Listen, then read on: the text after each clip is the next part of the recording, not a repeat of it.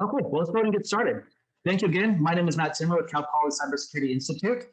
This is our webinar on the cybersecurity for remote workers. It's a fantastic partnership with MISAC, and this webinar's partner city is the City of Burbank.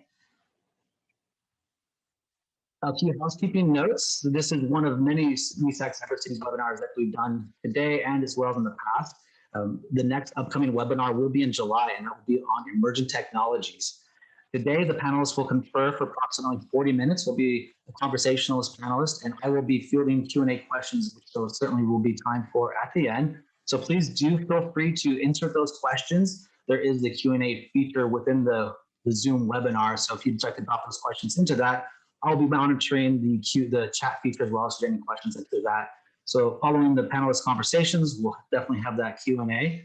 This webinar is going to be recorded. It will be uploaded to our CCI Cal Poly's YouTube channel, which a link will be emailed. You can check out that YouTube channel, which does have all the past MISAC webinars as well. So our fantastic partnership with MISAC, we have all this collaboration, some fantastic panelists, many of whom are parts of MISAC, and Say will give some fantastic words to this organization. Our partner city is the City of Burbank. We have Kevin Gray. He's the City of Burbank's Chief Information Officer, representing the City of Burbank.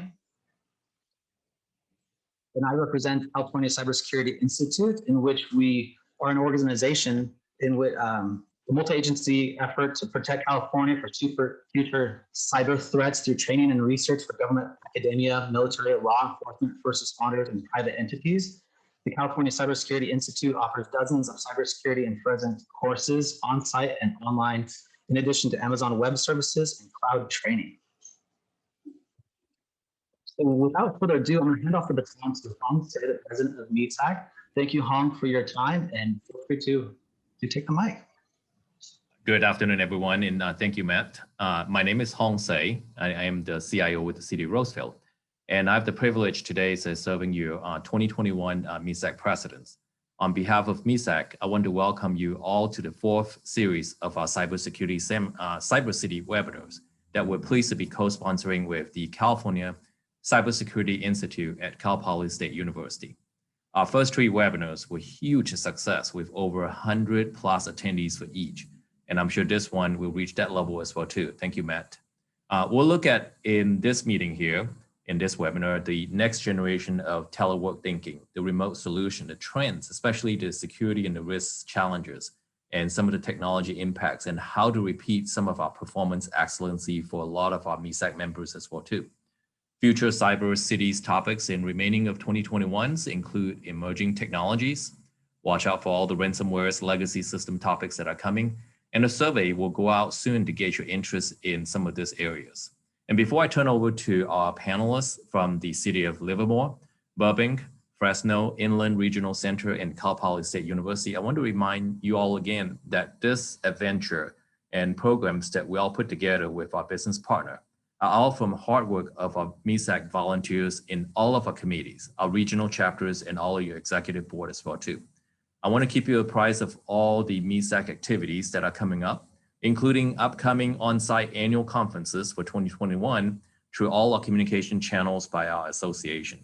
With that, I want to turn over this webinar right away to our moderator, Matt Timmer from California Cybersecurity Institute, to get this webinar started. Thank you very much. Thank you very much, Say.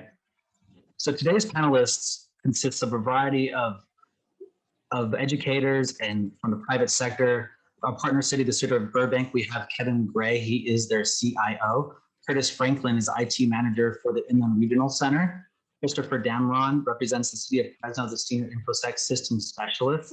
Donald Hester represents the City of Livermore as their cybersecurity manager, as well as Samson Blackwell. He's the director of talent acquisition here at Cal Poly San Luis Obispo, so providing them that valuable insight from an HR perspective for this remote workers webinar. So from this point, if the presenters would like to give a little introduction to themselves, and then we'll jump right into the topics. Thank you again. Sure. Gentlemen, can you hear me? I hope so. My name is Kevin Gray. I'm the CIO for the City of Burbank. I come to the City of Burbank from the private sector. I spent 25 years in media and entertainment previously. However, I find the work that I'm doing for Burbank now to be very exciting, and I'm happy to be a part of this community. A part of our focus at the City of Burbank IT has been on our transition to the Safe, Scaled, Agile framework and really rolling out new digital services for our citizens and businesses here.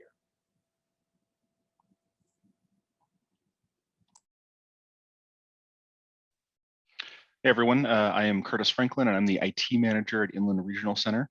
We're a little bit different than many of the other MISAC members in that we're not a city, but we do share some common challenges and have some differences of how we get things done.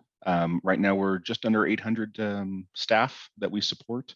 And right now, at least for the last 14 months and going forward for the next couple of months, we're also mostly remote. So we've had quite a few challenges that we've had to overcome with keeping about 95% of our staff remote. So looking forward to a good conversation.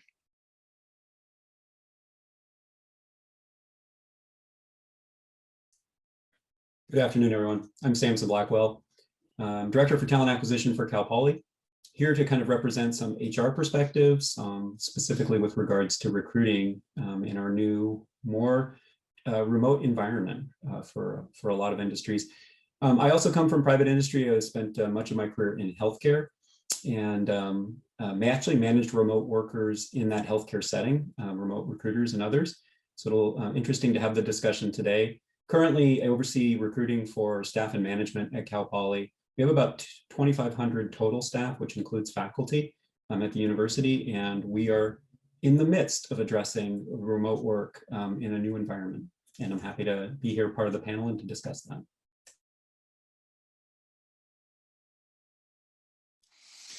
Hello, my name is Don Hester, and I also come from private industry where I worked for over 20 years at Mays & Associates as an IT auditor for local governments. So I have an extensive experience with a lot of different local governments. And I recently came on board last year to the City of Livermore to head up their cybersecurity division. And so uniquely, I think I had already dealt with a remote workforce prior to coming to the City of Livermore. And when COVID hit, it was almost a non-issue for us because we already were a remote workforce. So that's kind of where my perspective comes from. Hello, everyone. My name is Chris Dameron. I'm with the City of Fresno. I've been with the City of Fresno for about 7 years, or actually just over 7 years now.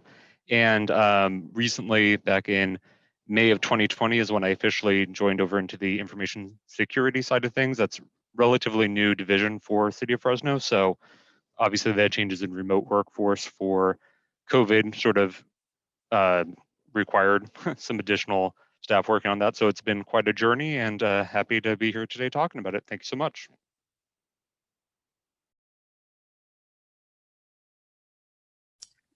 Fantastic. Thank you all for your introductions and partnering on this conversation. So on screen are the topics that we've derived in focusing on the remote workers.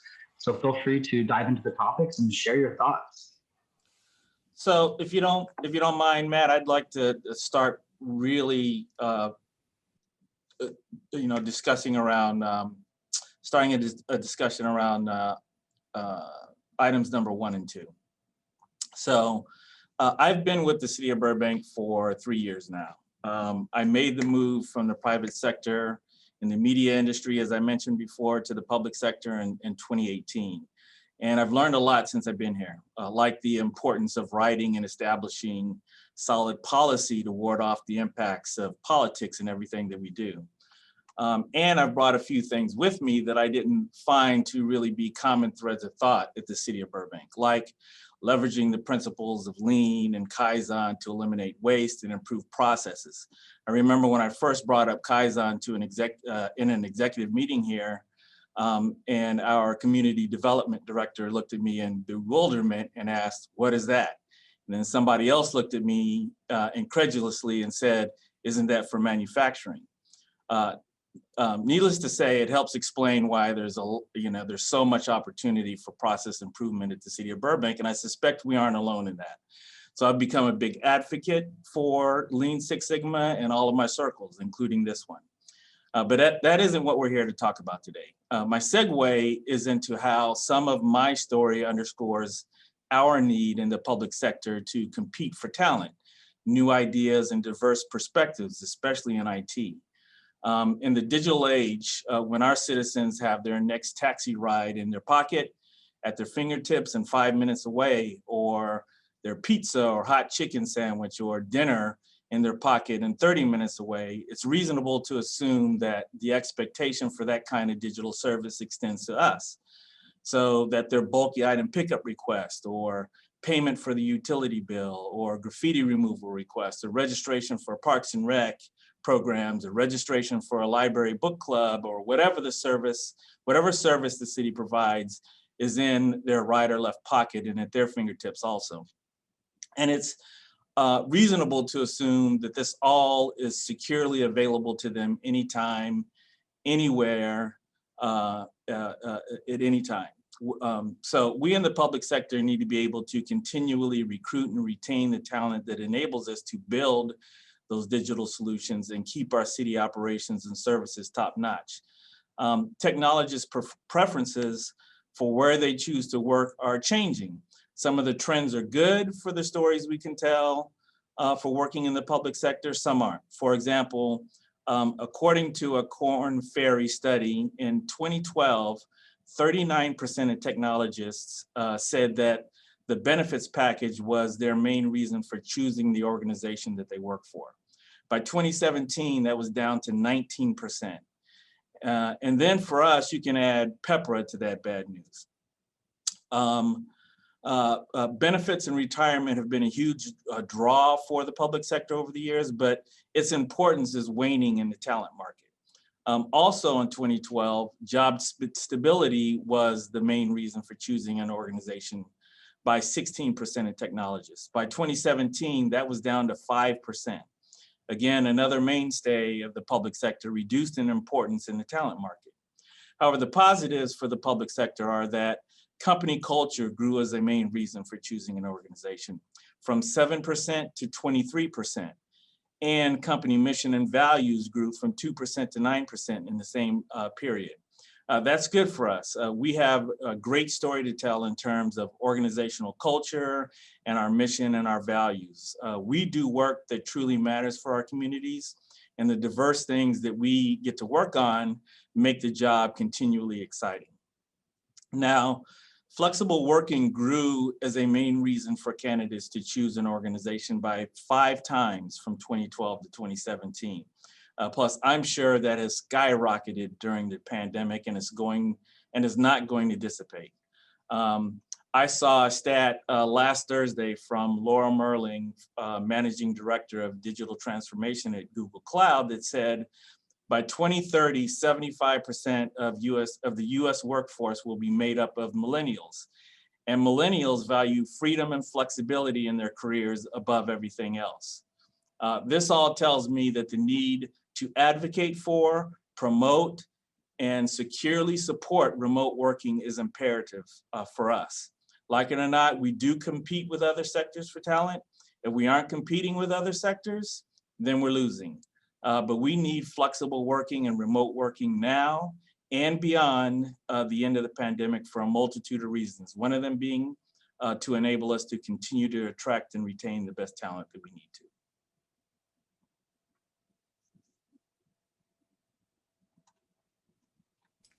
That's a lot that you went over, Kevin. That's obviously, I think, one of the biggest things that we needed to look at, and something that I had looked at prior to coming to the city, was to have a remote workforce. We already, because we had auditors, they were already in the field on a regular basis. So for us, we were early adopters of Office 365 and started moving documents to the cloud so that it made it easier for users to work.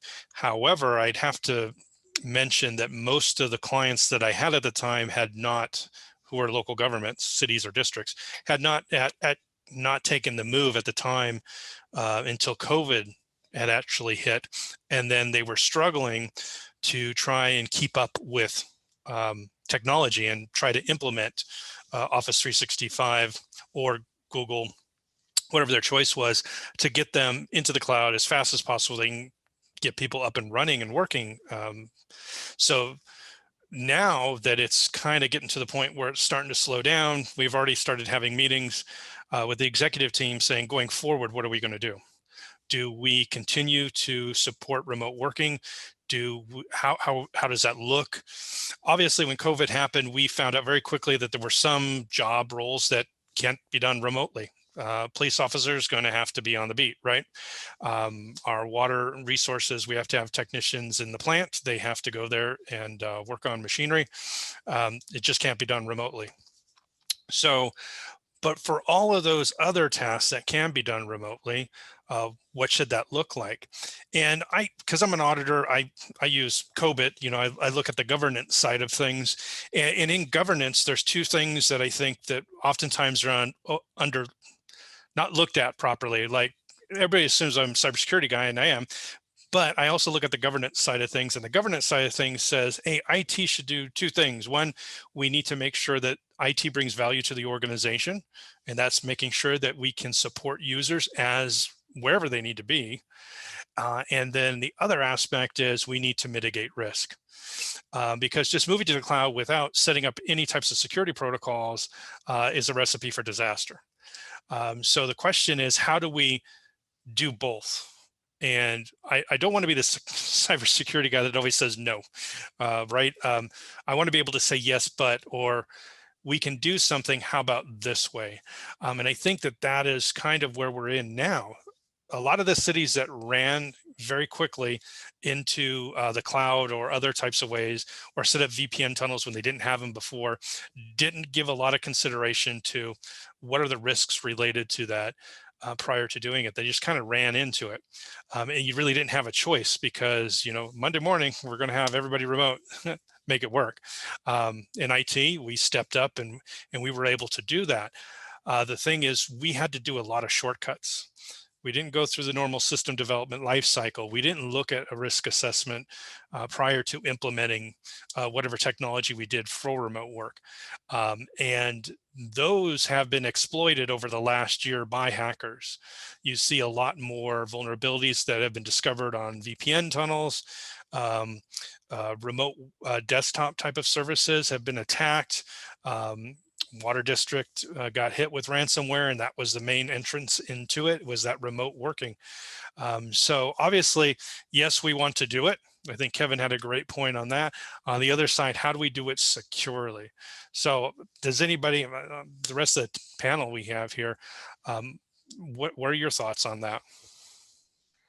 I think for us, one of the things too is that we obviously didn't want to get into a situation where I think in IT in general, but certainly from a security standpoint, there's nothing more permanent than a temporary fix. And I think that we had to spend a lot of time, in April, getting people out and remote, from the end of March, let's say, into April.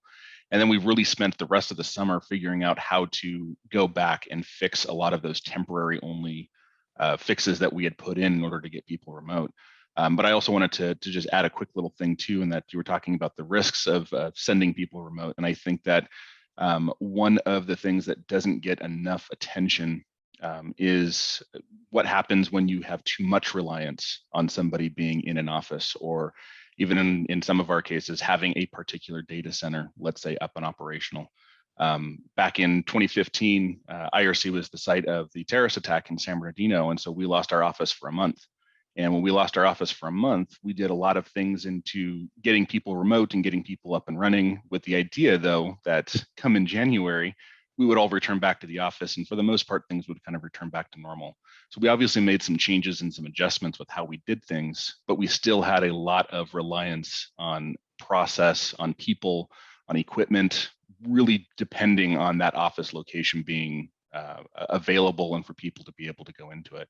So when COVID hit and we made that change to even more remote work and getting into the idea of having people remote first is kind of our go forward strategy with a lot of this.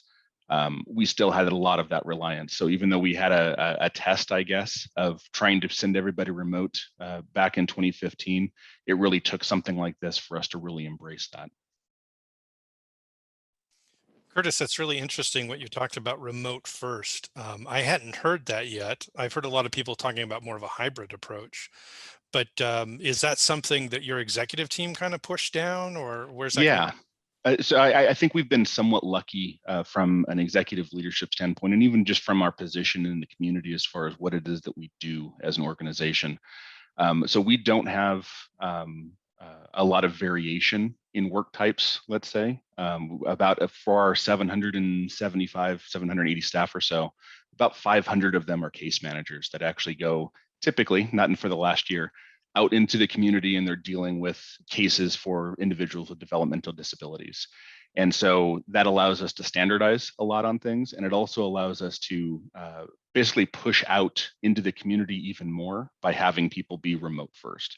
And so our plan here is not that we're going to be remote only. Our plan here is not going to be even remote mostly. Right now, that continues to be the case. I think this week our average is about 5 to 7% of staff actually coming into the office on a daily basis. The rest of us are remote during that time. And so our goal is to instead remove the office as an integral part of the job for most people.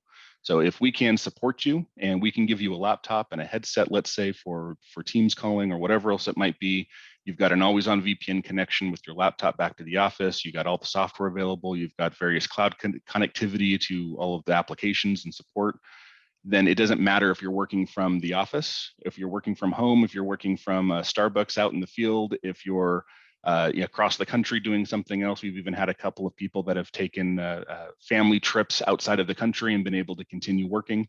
And so that's really what our plan is to remove that as being the linchpin to getting things done, being at the office, and instead saying, what can we do in order to support all that same office work from wherever they are, so that if and when, in this case, we've now lost it twice, we lose access to our office, whatever that reason may be, we don't have to stop providing those services. Those are all great points. Interesting thing, what I've noticed is there's been a lot of talk around how do we support remote users? What kinds of devices are we going to offer for them? What about them using their own personal devices? A lot of that comes around, and I think Samson's probably better qualified to talk about some of those issues on the HR side of things, like requiring people to use their own personal devices, going forward. Obviously, an emergency situation, yeah. But Samson, you have any thoughts on that? I do, and you can dive into that too. And I also want to riff off of some of Kevin's points. I think he made some really good points about from an attraction perspective and kind of working in the new workspace. But specifically to talking about computers or other kinds of devices and equipment, this was actually something that my previous employer, the healthcare organization I worked for, was trying to work through 10 years ago, because they had remote workforce and they were trying to balance between investing in equipment from that they would pay for as an organization and have more security over, versus employees working on their own personal devices. And in that case, they kind of split the middle. So they would buy the laptop or other device for the employee, but other things like cell phones and those kinds of things were reimbursed, and they would be used personally. We've been kind of talking through some of these topics at Cal Poly too, and trying to determine like what is the best solution or approach from both a security perspective and even a long-term investment perspective. And right now, the decision is leaning towards specifically for the devices like laptops and things like that, is campus provided devices. So not expecting the employee to have a personal device or to be able to, or utilizing that personal device for a number of reasons. And then looking at longer term solutions that would utilize that device for everything. So at the moment, we have a pseudo soft phone solution, but the idea might be more broadly to expand that so soft phone is available on the laptop. So that device becomes pretty much your one-stop. And then talking about providing set-asides or stipends for other office equipment for those individuals that may be working remote mostly or even exclusively, as a way to be able to kind of provide some office space adjustments. Long-term for the organization, it's a lower investment than investing in an entire property that the person might have to come and live in. I think Some of the longer term things that all organizations are going to kind of have to deal with will be, especially organizations that haven't done this before, will be workplace injuries and things like that. Is a home a workplace? Other organizations have dealt with this in the past. But it'll be interesting to kind of see how some of the public organizations that we're part of start to deal with as they move into that new environment where they have employees working remotely more often. To come back to some of the things that Kevin was talking about in terms of hiring and looking at, and I'm going to just focus on the IT space, and some of the things we're doing from an IT perspective at Cal Poly is thinking about, now that we're in this environment that involves individuals who are working remotely 100%, there has been some discussion and movement towards, can we do this going forward? Can we hire remote workers? Can we have them be 100% remote? Is there some kind of approach to this? And the answer is yes. Larger challenges that we're going to be thinking of is, can we hire them in California only? Can we hire them in other states? What kind of tax implications or other workforce policy implications are there for that? We have done this in the past with a few other positions. One of the larger challenges might just be technology, frankly, even in our IT space. And this is the state of California, and whether they have tax reciprocity with other states and some of those other things. So long term, I think it's going to be the right solution, but short term, it's going to be a challenge for us. But I think when we're looking at overall hiring for IT roles, this is going to be the future, because we know a lot of organizations now that might not have been remote first or only remote are now going to have remote options. So we're going to be, from a competitive standpoint, we're going to have to really think about hiring and accommodating remote workers in the IT space and beyond. For Cal Poly, I think we're going to see a significant portion of our employees who will either be flexible work schedules or will be remote only. You know, Samson, there's one other question that I know has come up a couple of times, and that was on equity and inclusion, where you may have workers who can't really work from home because maybe they live in a rural area, or they don't have a internet connection that's good enough, you know, or have enough bandwidth for them to work remotely. Yep. And have you guys looked at that, or how you're going to try and to address that?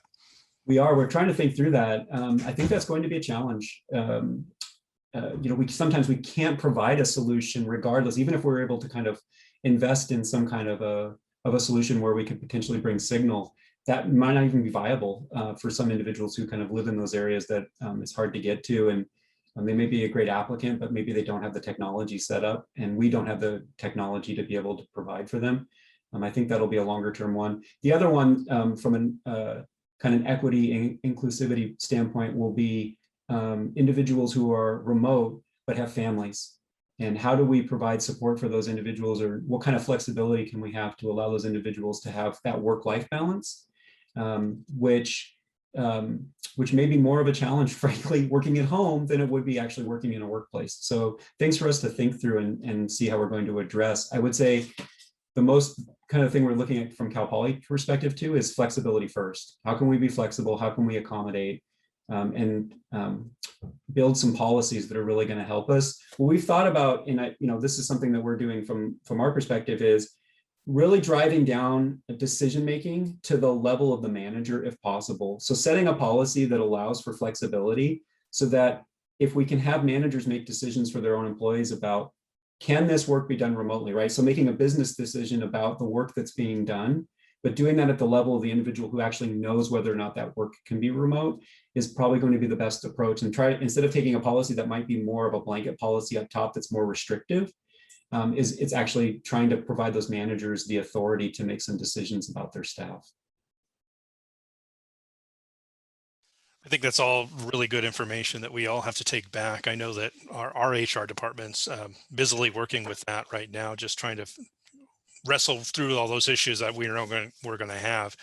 And on top of that, there's an issue with labor relations as well, right? That's a whole another shooting match that needs to be addressed. So it's definitely looking like this is not going to be a super easy solution. I know that we kind of ran into it headlong because of COVID, but now we can relax, we can stop, we can think, okay, how do we go back? How do we look at what we need to look at? And then where do we go from here? right? And I think that that's the next step. And part of that is like, how do we look at the security? I know Curtis had said that they went back and started doing that previously, but Christopher, what are your thoughts on that as far as the security side of things?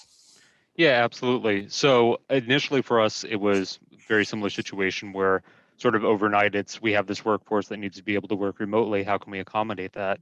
So for us, and I'm sure this is the case with a lot of other organizations as well, the idea of a remote workforce wasn't a completely foreign concept. It just may not have been the top group of your workforce. Like we will always have members within our workforce that work primarily remotely. We have inspectors that go out on site, public utilities, obviously public safety, all are involved with remote workforce as it is normally. So we had policies in mind already for how we want to accommodate that workforce, but then it became a question of when it's this large group, how do we handle that?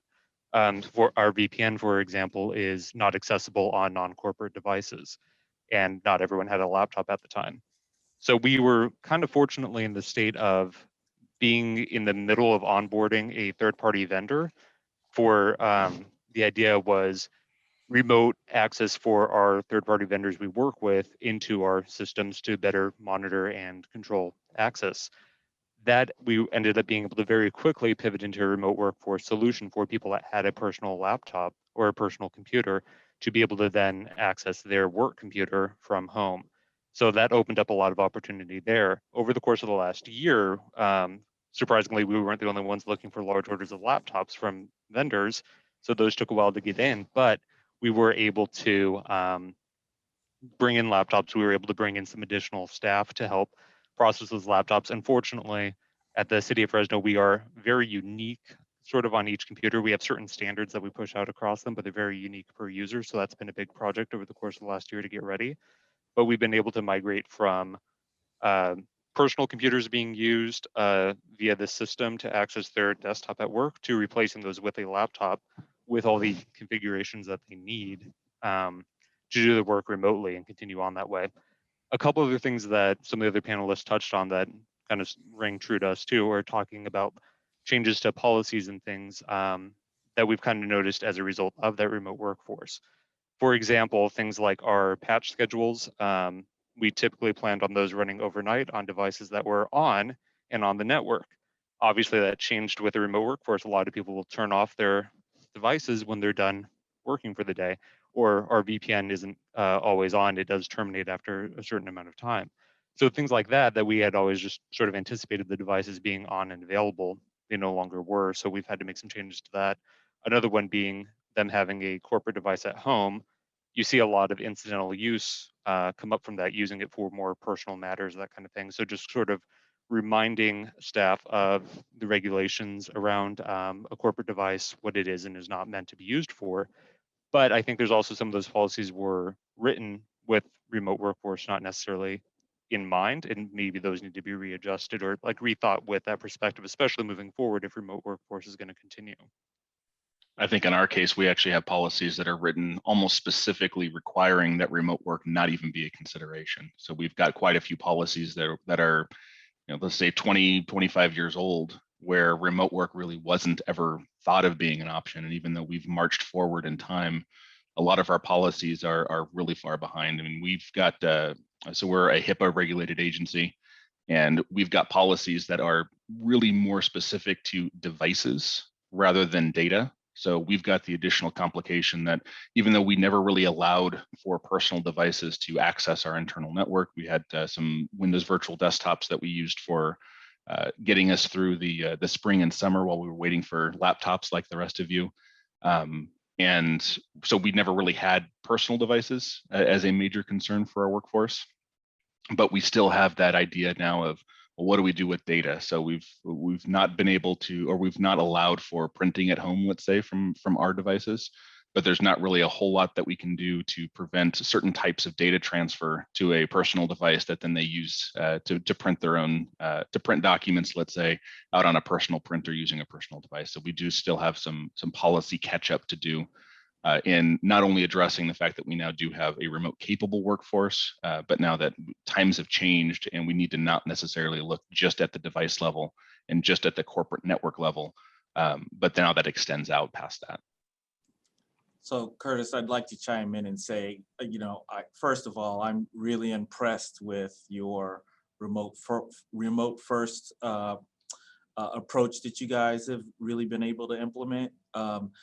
While I don't see that really as being in our future, I certainly see the need for flexibility and the need for us to enable remote working to be really, really huge. Now, I'm not embarrassed to say, but I should probably be embarrassed to say that remote working wasn't even a thing for the city of Burbank before the pandemic. We really wasn't in our forethought. Although we were rolling out M365 at the time, we had a really nice VPN solution. It just wasn't big for us. It wasn't a focus.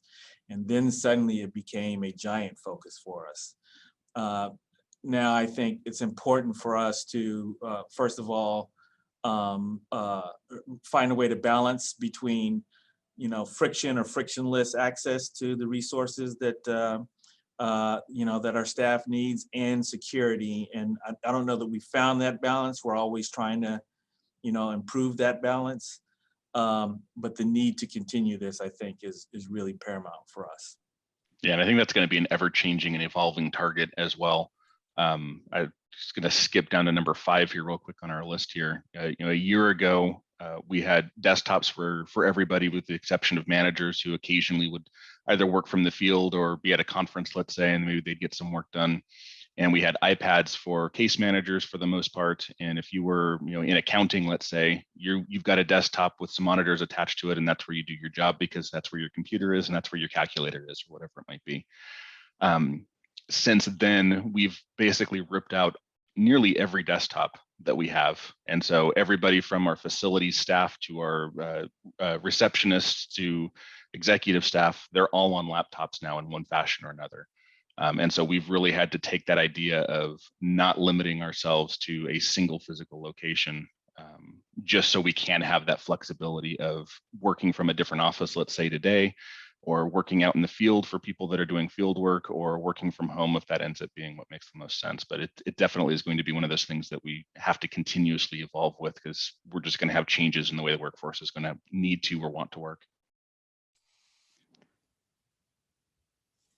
And definitely something that you touched on there and something that's come up as far as accessing documents and things online through tools like Microsoft 365, Google Drive, those kinds of things. Another one that became a big issue for us was our security tools and those being able to access from a cloud-based solution as well, because now we're talking about devices that aren't always on our network, even corporate-owned devices at home, and needing to be able to protect those devices at all times. One thing that we were kind of fortunate about is shortly before we had migrated to a cloud-based antivirus solution and DNS filtering. So we had already had those deployed across all our devices, but that's part of where the difference came in between a personal device and a corporate device. Is the personal device, we don't have any protection on there. We don't have any say over where those documents are going, what they're able to print to, anything like that. So that's why the corporate devices became the standard, and at least we could standardize on the protection and making sure that those standards are met. Yeah, just basically allowing us to protect the data and make sure that the users are as protected as they can be, especially with us now potentially transitioning back from a remote workforce back into the office. These are potentially devices that have been off the network for a while, connecting to other peripherals, things like that, that could potentially bring malware or other things back into the organization if they aren't protected properly. So fortunately, with the cloud-based solutions for security, that helps us feel a lot more comfortable with that, but it's still something we have to keep in mind when we're bringing those devices back in as well.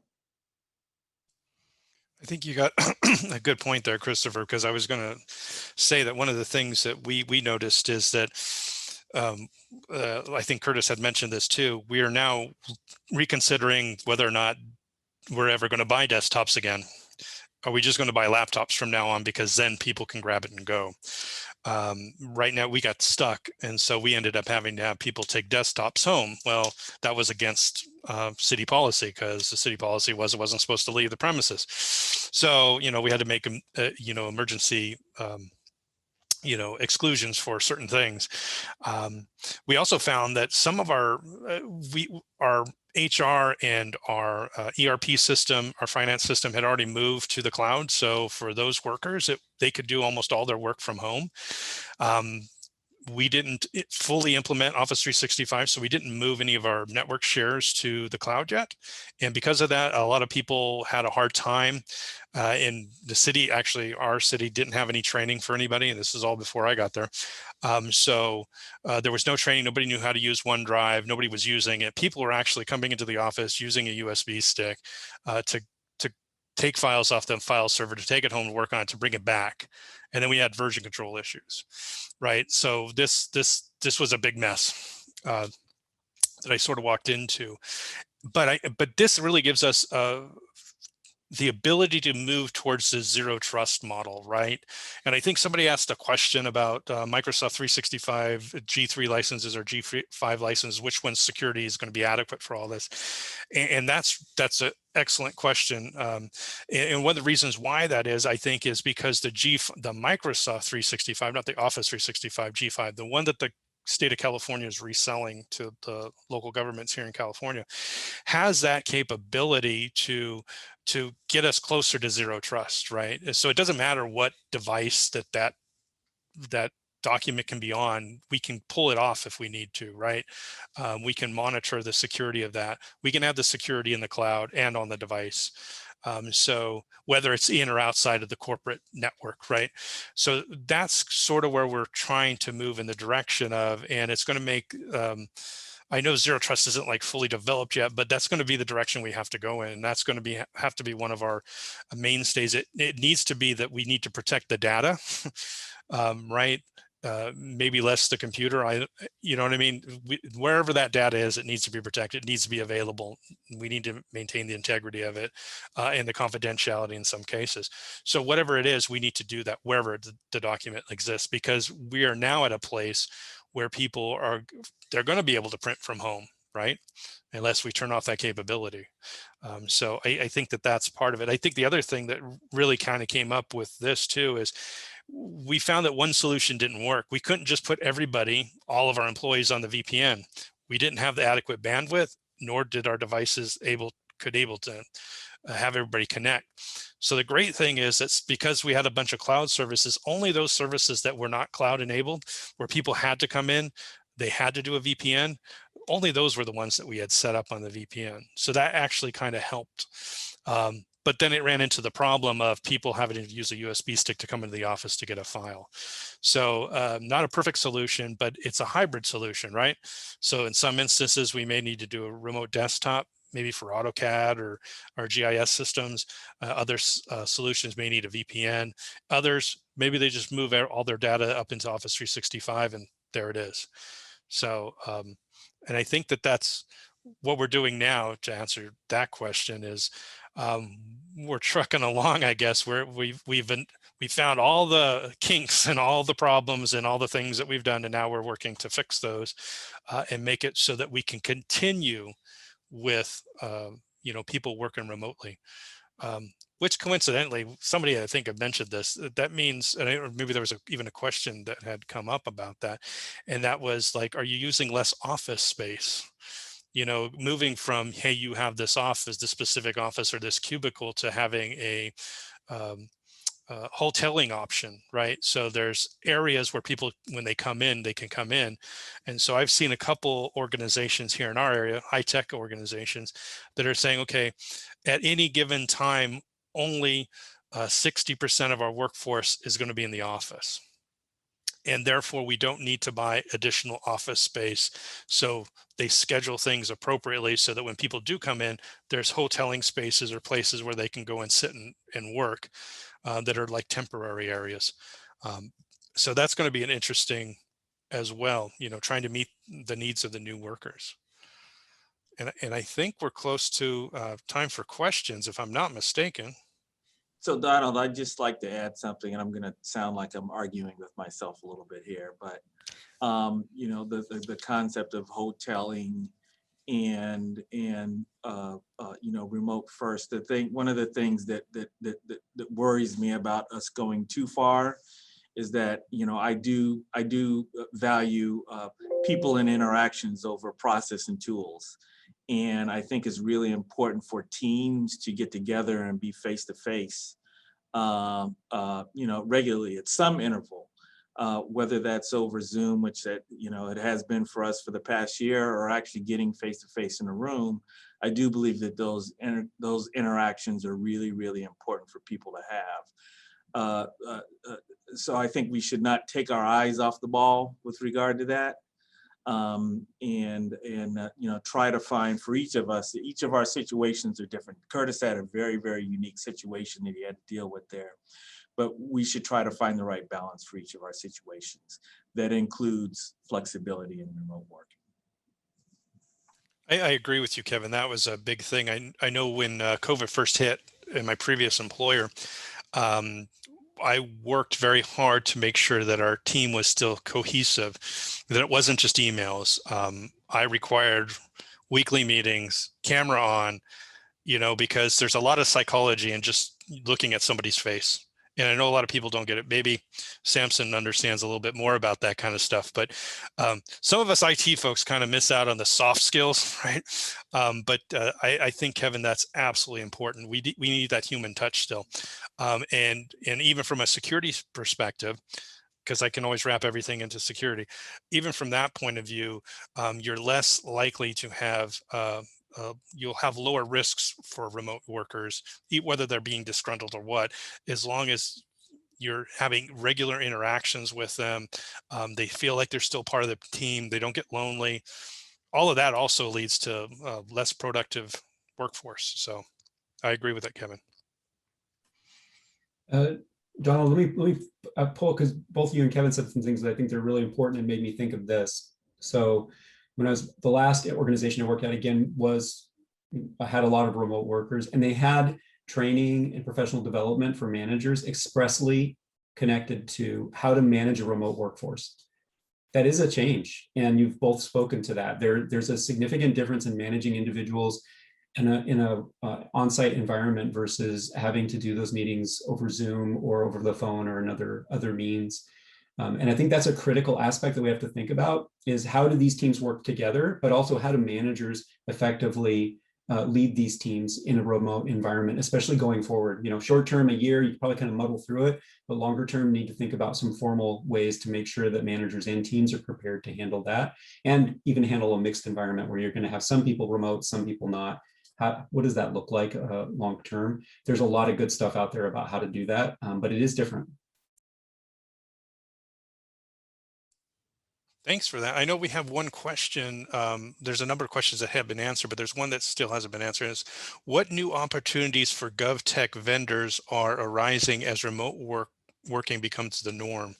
Anyone have an opinion on that or a comment? Well, I'd say, some vendors that maybe used to have to be local to provide, consulting services or whatever, that's not the case anymore. So as an example for us, when we worked on our new website, we worked with a design firm from New York that had a visual design artist in San Francisco.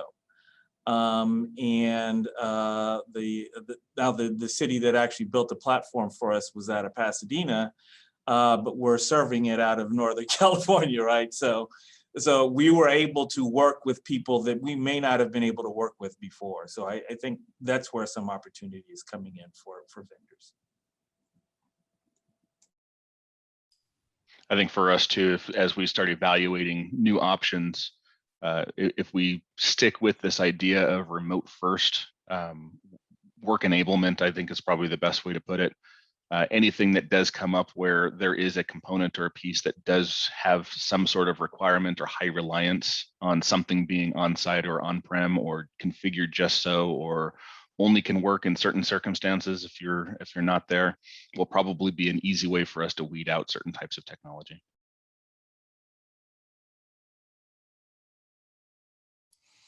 I see we had another question about what are some suggestions for supporting remote workers? Like, what are their technology needs? And I think Samson had answered that online, but I want to give anyone else the opportunity to answer it as well.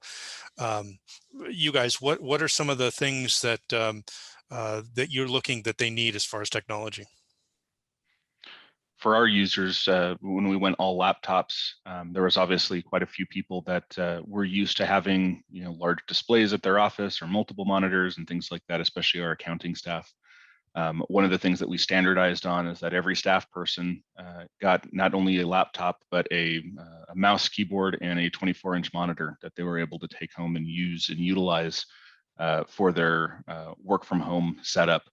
I don't think that's going to be something that necessarily comes back anytime soon. I think that's probably going to be a way that we go forward with supporting a hybrid workforce. And at some point, we're probably going to be looking at having, if not a completely hosted phone solution, having more headsets and devices of that nature, not just for hoteling, but also for remote work and homework. One thing that I think is important goes beyond, I think, some of the tools that we've all rolled out to enable remote working is that we actually deploy solutions that are able to work within the context of whatever platform our users are working from. Meaning they can use it as well off of a mobile phone as they can, off of a desktop. Which means, those solutions need to be context aware and maybe be able to display things that are, work within that context.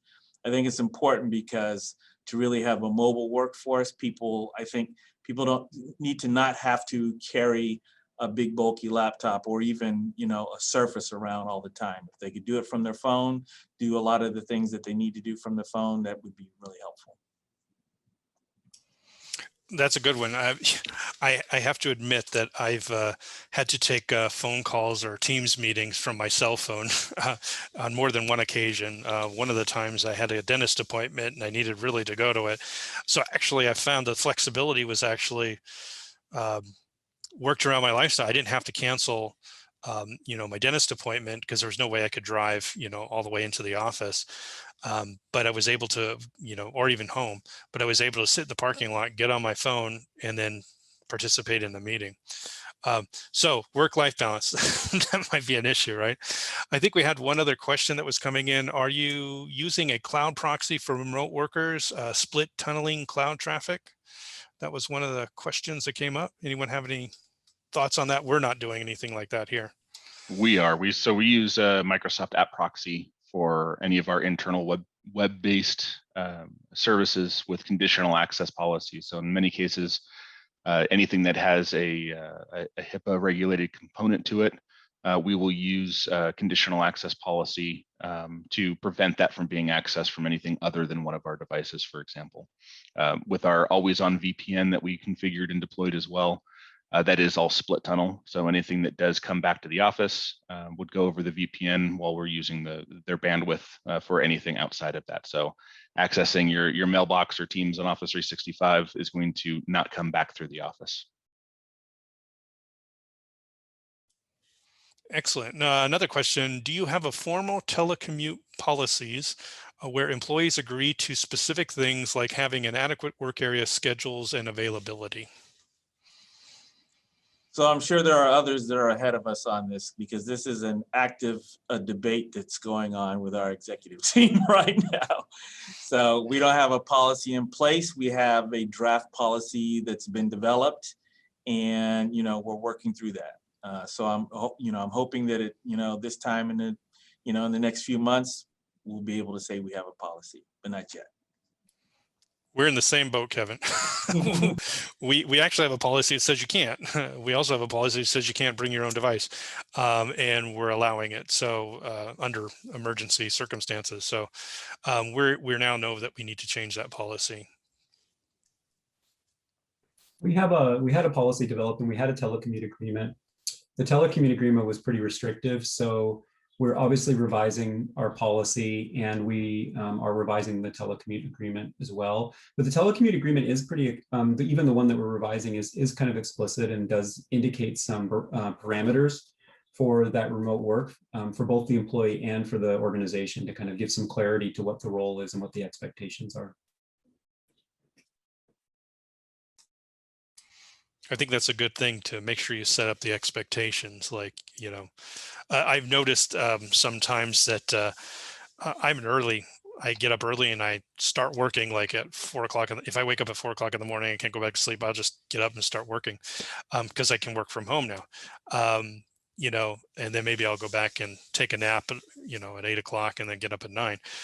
So that availability, you know, what's the expectation? You know, if your boss sends you an email, are you expected to answer within 5 minutes, or are you expected to answer within an hour? Those types of things are going to be important going forward.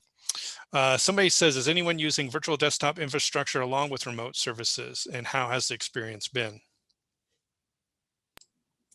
Well, we're doing both, but you know, I have to say that the demand for our VDI and our VDI has been low. I think users prefer other methods for accessing resources on our network. So it's out there, but it's been, you know, had little use. I got a good question from my good friend Ben, Benjamin. He says, is anyone using tools to monitor users' productivity online while working remotely? Not here. No, Not here either. Yeah, not here either. We're avoiding the Big Brother thing, and it's for us. We've had a lot of talk about managing by objective rather than you know, watching what people are doing. And from an your HR person would say that's really a great way to do it. Look at your outcomes, not necessarily what they're doing on a day, like a minute by minute basis. And encouraging managers to not try and use the presence icons in Teams to know whether somebody is doing something is it is always a fun conversation to have. Yeah, I think that's going to be one of the interesting ones going forward, because I agree with all the comments there. We don't want to be Big Brother, and even from a security standpoint, I don't want to give that impression at all. So I'd almost say don't, if at all. And that gets back to what Samson was talking about earlier about having training for managers on how to, you know, be a manager for remote workforce. And some of the classes I've taken, I think ICMA had some, and the League of California Cities had some recently this last year. All of them were great courses. Some of them are hour long like this. They give you a lot of good hints and tips on how to manage that. And I think that would be great going forward. Another question just came in. Is anyone supporting public safety with WFH? If yes, how are you addressing the unique requirements?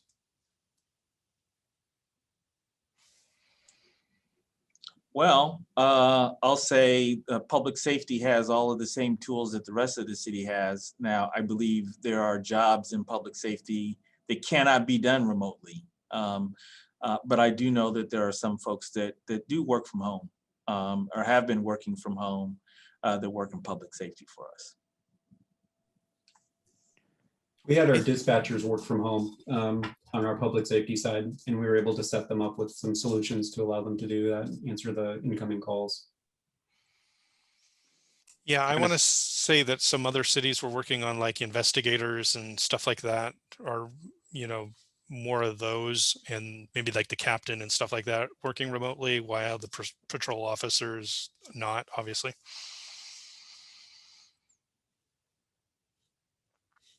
Another question, how are you securing PCs and laptops to prevent end user from introducing malware into the network?